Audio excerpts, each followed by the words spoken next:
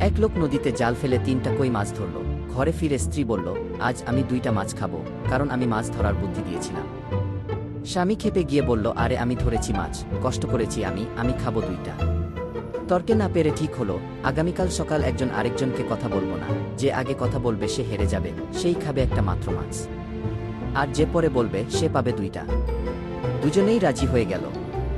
সকাল হলো কিন্তু দুজনেই চুপচাপ, কেউ মুখে টু শব্দ করছে না। সময় গড়িয়ে যাচ্ছে, দুপুর পার বিকেল পার হয়ে যাচ্ছে। পাড়া প্রতিবেশীরা অবাক হয়ে খুঁজতে আসলো। লোকজন ঘরে ঢুকে ডাকাডাকি করে দেখে কেউ ঘুম থেকে উঠছে না। শেষে এক লোক বলল, আগুন দিয়ে দেখি কি হয়। আগুনের গরমে ঘুম ভাঙল স্বামীর। সে চিৎকার করে উঠল, আরে আমি তো এখনো মরিনি, আগুন দিচ্ছ কেন? স্ত্রীর সাথে সাথে লাফিয়ে উঠে বলল, জিতে গেছি আমি।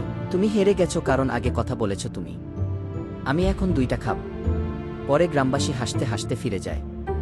বন্ধুরা, এমন ধরনের গল্প ভালো লাগলে লাইক আর সাবস্ক্রাইব করে দিবেন দয়া করে। ধন্যবাদ।